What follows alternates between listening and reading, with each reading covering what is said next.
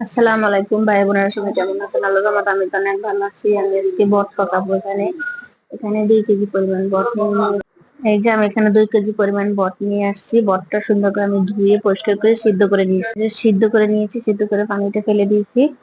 এখন সুন্দর করে বসাই দেবো। এখানে পেঁয়াজ কুচি দিয়ে দিয়েছি, আদা রসুন বাটা দিয়েছি, লবণ দিয়ে দিয়েছি, স্বাদ অনুযায়ী জিরার গুঁড়া ধনিয়ার গুঁড়া দিয়ে দিলাম। এখন মরিচের গুঁড়া দিয়ে দিব, হলুদের গুঁড়া দিয়ে দিব।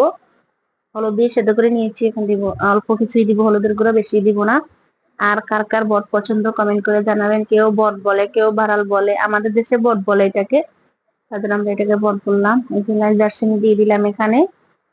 এই যে আহ দেখেন বটটা কত সুন্দর লাগতেছে।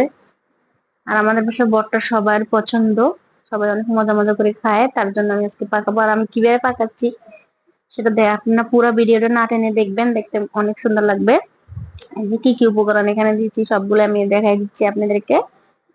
এই যে এখন আর জিরা বাটা দিয়ে দিলাম। এখানে আমি জিরাটা আমি বাটাটাই সবসময় ইউজ করি তরকারিতে, তার জন্য আমি জিরা বাটাটাই দিলাম। এই যে দিয়ে এখন সুন্দর করে আমি করে দিব, পানি দিয়ে চুলায় বসাই দিব।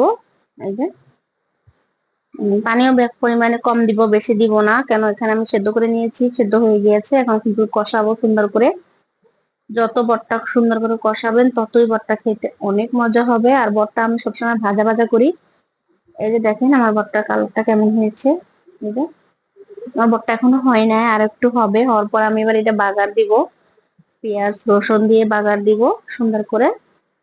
এই যে বটটা হয়ে গিয়েছে, এখন আমি বাগার দিব। বাগারের জন্য কি কি নিয়ে নিয়েছি দেখেন। আদা, এই যে এখানে রসুন কুচি আর শুকনো মরিচ নিয়ে নিয়েছি। রসুন আমি বেশি পরিমাণ দিয়ে দিচ্ছি, আমার এরকম রসুন খেতে অনেক ভালো লাগে, তার জন্য আমি এরকম রসুন দিয়ে দিচ্ছি। এই যে আমার বটটা হয়ে গিয়েছে, আমি এখন সুন্দর করে বাগার দিয়ে দিব, এই কড়াইতে দিয়ে দিব। পেঁয়াজটা রসুনটা ভাজা হয়ে গিয়েছে, এখানে আমি পেঁয়াজ কুচিও দিয়ে দিয়েছি কিছুটা পরিমাণ। এই যে আমার বটটা বাগারটা হয়ে গিয়েছে, দেখেন কেমন লাগতেছে। আমার বটের রেসিপি যদি আপনাদের ভালো লেগে থাকে লাইক কমেন্ট শেয়ার করে দিবেন প্লিজ প্লিজ। পাশে থেকে সাবস্ক্রাইব বাটনটা দাবাই দিবেন, বন্ধুদের মাঝে শেয়ার করে দিবেন। বেশি বেশি করে আমাকে একটু সাবস্ক্রাইব করে দিবেন। আর যে যে সাবস্ক্রাইব করেছেন তাকে অনেক ধন্যবাদ।